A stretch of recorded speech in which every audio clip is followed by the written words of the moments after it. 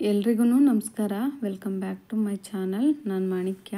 ಇವತ್ತು ದೇವ್ರ ಮನೆ ತಾಮ್ರದ ಪಾತ್ರೆಗಳು ತುಂಬ ಪಳಪಳ ಅಂತ ಹೊಳೆಯೋ ಹಾಗೆ ಹೇಗೆ ಆದಷ್ಟು ಬೇಗ ತೊಳಿಬೇಕು ಅಂತ ಹೇಳ್ಕೊಡ್ತಾ ಇದ್ದೀನಿ. ಬನ್ನಿ ನೋಡ್ಕೊಬರೋಣ. ನೋಡಿ, ಇದಕ್ಕೆ ಪುಡಿ ಉಪ್ಪು ಅಥವಾ ದಪ್ಪುಪ್ಪು ಯಾವುದಾದ್ರೂ ತಗೋಬೋದು. ನಾನು ಪುಡಿ ಉಪ್ಪು ತಗೊಂಡಿದ್ದೀನಿ ಮತ್ತು ನಿಂಬೆಹಣ್ಣು ಸೈಜು ಹುಣಸೆಹಣ್ಣು ತಗೊಂಡಿದ್ದೀನಿ. ನೋಡಿ, ಪಾತ್ರೆ ಎಷ್ಟೊಂದು ಕಲೆ ಇದೆ, ಇದೆಲ್ಲ ಎಷ್ಟು ನೀಟಾಗಿ ಹೋಗುತ್ತೆ ಅಂತ ಇವಾಗ ತೋರಿಸ್ತೀನಿ. ಈ ಥರ ಎಲ್ಲ ಕಲೆಗಳೆಲ್ಲ ಹೊಟ್ಟೋಗುತ್ತೆ. ಮತ್ತು ಪಂಚಪಾತ್ರೆ ಇದೂ ಅಷ್ಟೇ ತುಂಬ ಕಲೆ ಇದೆ. ಮತ್ತು ಮಂಗಳಾರತಿ ತಟ್ಟೆನೂ ಅಷ್ಟೇ, ಅದನ್ನು ತುಂಬ ಕಲೆ ಆಗಿದೆ.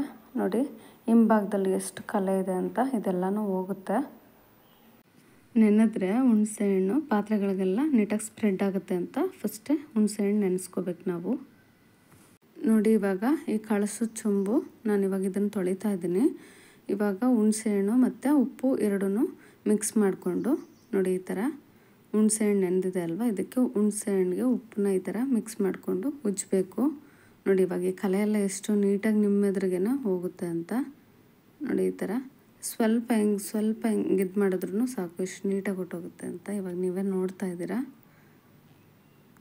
ಇದೇ ಥರ ಎಲ್ಲ ಪಾತ್ರೆನೂ ತೊಳ್ಕೊತೀನಿ ನಾನು.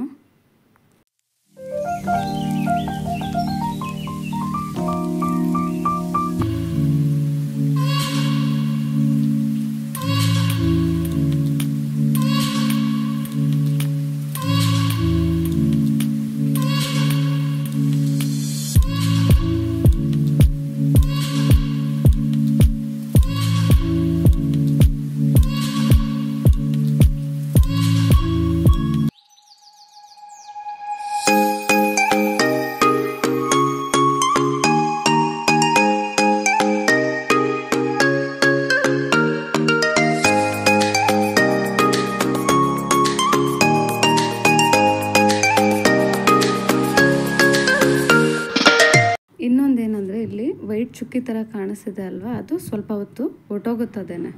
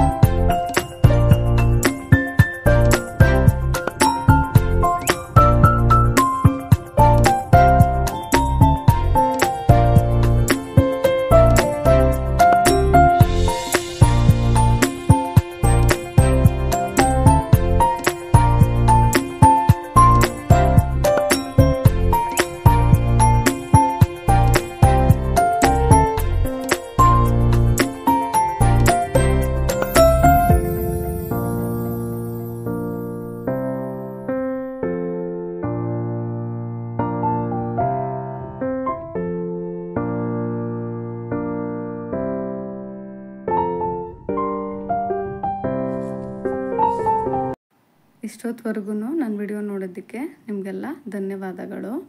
ನಾನು ಹೇಗೆ ಆದಷ್ಟು ಬೇಗ ಸಿಂಪಲ್ಲಾಗಿ ದೇವ್ರ ಮನೆ ಪಾತ್ರೆಗಳು ತೊಳಿಬೇಕು ಅನ್ನೋದನ್ನು ಹೇಳ್ಕೊಟ್ಟಿರೋದು ನಿಮಗೆಲ್ಲ ಇಷ್ಟ ಆಗಿದೆ ಅಂತ ತಿಳ್ಕೊಂಡಿದ್ದೀನಿ.